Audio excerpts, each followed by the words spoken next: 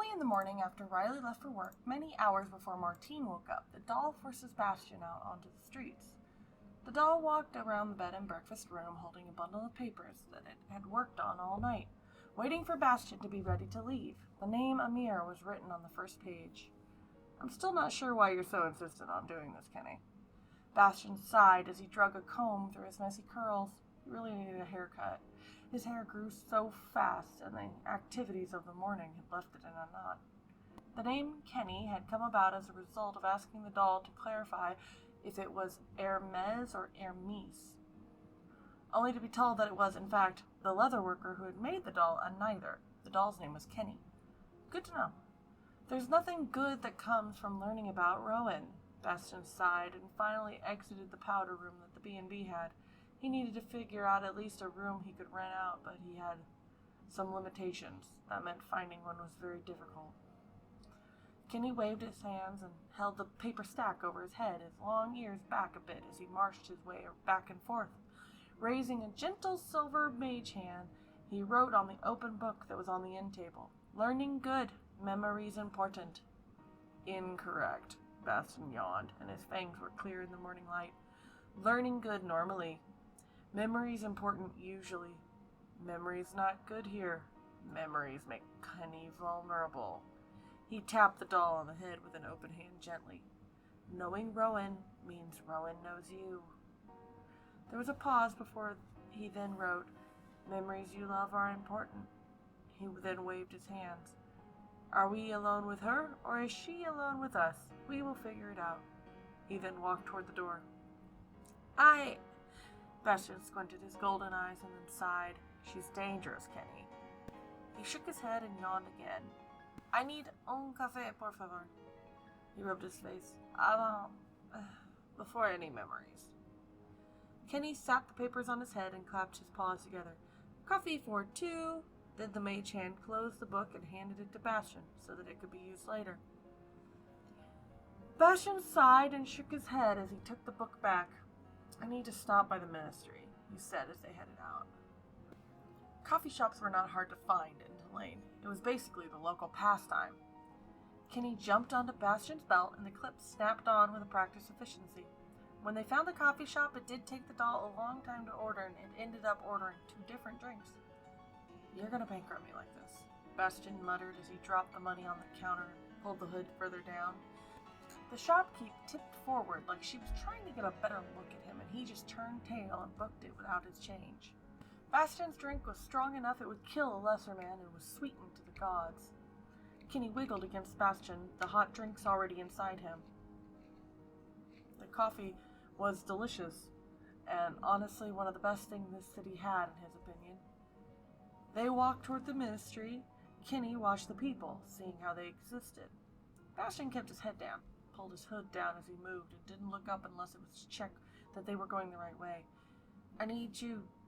Bastion pulled one of the old books they had gotten in the manor from his bag and wrapped it in a bit of brown paper he also had before he tied it with a string. All of that required a golden mage hand to help him, but he did it. "I need you to take this inside the ministry for me. Nobody will be there this early," he said as he pulled a pencil from his bag and wrote on the front in a practiced flourish. "Then we can go to Bai's. Deal?" Kenny reached up for the book. He wasn't sure where he had to take it, but he was going to take it. Bastion handed the book to Kenny. On the front was written, "Ministry Official, of great importance." He handed it to Kenny. "Get it to someone who can use it. It'll keep people safe." Kenny nodded and made his way inside, pushing open the door and looking around for anyone who would take it. The guard stared at him for a few seconds before Kenny decided to hand it over to the one who looked the least afraid of him. Once it was given, he gave a hop and a twirl to show that he was not in fact that scary, and then he made his way outside where he looked for Bastion, found him, and then clipped himself back on the belt. A job well done. "Did they take it?" Bastion hissed as he quickly moved to get away from where the guards had started looking for wherever the little doll had went. Because they were out, he was leaving. Bastion was faster than any of them anyway. If he ran, he could outrun them without much of a problem. Kenny nodded, hanging on to Bastion's pant leg so he didn't swing too much as the young man moved. Bastion reached down to gently hold Kenny to his side so that the moving didn't jostle him too much. The being upside down, so his claw clip was still attached to Mike, but not the running. You want to go to Buys? Kenny nodded, pointed toward where he thought the market was. He pointed the wrong direction at first and then corrected himself. He was trying. Bastion chuckled and finally let Kenny down when he was sure that they weren't going to get caught, and then walked through the shops. This was one of the places he was the most careful to keep his hood up and his head down, but he knew Buys wasn't dangerous, so. I'll wait outside, he said as they came to the rather nondescript entrance. Kenny held a stack of papers over his head and headed in, very proud of himself and the work he did. He made his way to where he knew the shopkeeper would be and tried to hop up onto the counter and failed, ending up on the ground with a small thud. Evangeline startled when she heard the thud and came around the other side of the counter to stare at what appeared to be a plush doll. She looked at the papers strewn all over and seemed unsure. Was this a customer? Was it a bad omen? Can I assist? Kenny sat up, saw the papers, lifted his arms and let them drop in a gesture of frustration, then stood looking up at her and nodded and gathered the papers, holding it with his paws, somehow even brushing some over with his tail. He rearranged them in the order he had originally and took the ones that she gave him, then put the cover on the front and handed it to her. On the first page it said Amir Saint Laurent in very pretty painted calligraphy. The next page would be a letter that was also written with a paintbrush in slightly broken but legible low Fosse that had a couple of correction smudges. It would let her know that this was a pile of portraits that the doll had made for her husband, that they were what the doll could remember of the family he'd seen in the manor, drawn as lifelike as the doll could. Every portrait had a name, date of birth, and date of death. The letter would indicate that it was so that Amir could remember his family fondly, and not as the statues they later became. There was also a second note, asking for a binder if she had them in a size to fit a specific skinny mage. Evangeline stared at the names and dates, and her mind raced as she realized how old these people were. This man, that's not... She whispered under her breath as she looked at the portrait that would have been Amir's grandfather. That's not supposed to be possible. She swallowed and looked through the rest of them. Thank you. Eve found herself misting up and rubbing her eyes as she settled on the teenage face of Darius. She knew that her husband had loved his brother dearly, that this would make him happy, she was sure. The request for the binder threw her, and she sniffed and gently patted her nose with a handkerchief, and went about looking through her stock until she found a couple of options that would work. How much compression do you need? How much coverage? As she spoke, Kenny nodded to assure her that yes, these numbers were real and they were true. When she went to get the item he had asked for, he watched her. How much compression? He looked around the room and found an area that had some fruit. He jumped up and wiggled his legs a bit and grabbed a large lime that seemed to be correct and held it up to her. How much coverage? He placed his paws on his small chest to show about a sports bra size. She blinked. That wasn't a lot. That wouldn't even require major boning or all that much. She went through her things. How wide is your friend in the rib cage, and how thick? The doll stretched its tail out for width and for thickness. He held up an ear and dropped the very tip. It had taken him a while to get these measurements. Evangeline measured that and finally produced two options. One in deep silk that would conform to the body and compress without feeling like anything but skin to the wearer. One in duo weave, heavier but cheaper. I can get them dyed. Kenny nodded. He didn't have enough money, but he was going to see which he could afford, though the deep silk seemed like the better one, so he was looking at it. The duo weave was in his price range, of course, but the deep silk wasn't. However, Evangeline had an entire case of things that mercenaries had sold her for other goods. Maybe they could make a deal. Kenny looked at its items, looked down at its paws for a few seconds, and then putting its paws up to its mouth, it cleanly spat out what to anyone else would look like a simple brass compass. The cover of the compass had a simple but intricate image of a tentacle curled around a shimmering star.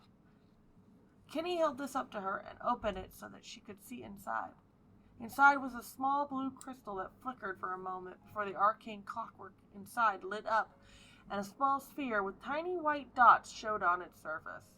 He turned it so that she could see that it was, in fact, a compass of the night sky.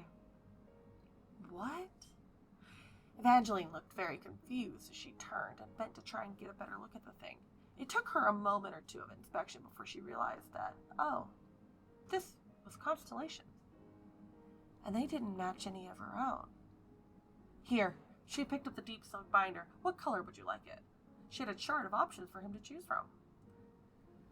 Kenny clapped his paws together and used minor illusion to produce a color he needed, and slowly matched it to the closest on the chart. Evangeline smiled and moved such that she could begin that process. Dyeing deep silk didn't take long, and she was able to match it to what would be the correct color readily. The adjustments are under each arm.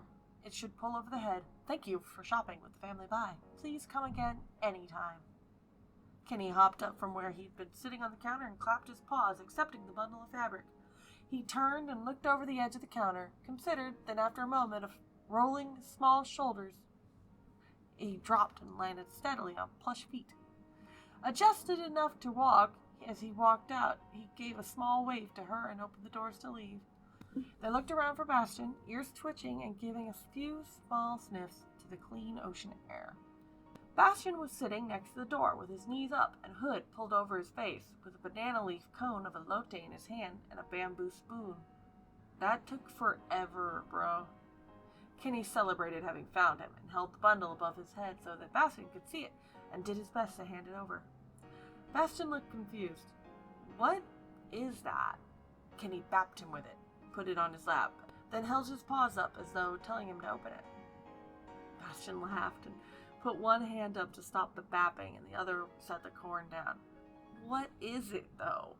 He asked as he opened the wrapping. It was wrapped in soft paper, so it must be expensive. He stared at it in confusion. Kenny, what is this? Kenny gently patted Bastion on the chest, right below the collarbone and no lower. He put both paws there, 2 pats, and then pulling his paws off, he mimed, putting it on over his head and down. It took a second, and then pointed to Bastion. Bastion blinked and looked back at the fabric in his hands, and then he realized what it was. His voice was thick in his throat. Is this deep silk? Kenny nodded, his paws together in front of him with 2 very small taps. He once again made a motion of paws up and toward Bastion. Bastion pressed his lips together tight and stared, as though he thought blinking might be too much, but well, that was the thing with tears. Blinking wasn't strictly required. For me? Kenny nodded and did a small hop. There was a moment of hesitation, and then the doll crawled into his lap and nuzzled him, tail wrapped around the young man's arm. Bastion hiccuped and rubbed his eyes as he nuzzled Kenny back and then put the binder in his pocket. I can put it on once we're at the B&B. We should go back. I can't be out like this. My face is leaking. Kenny nodded, dropped from Bastion's lap to clip onto his belt so that they could head back quickly.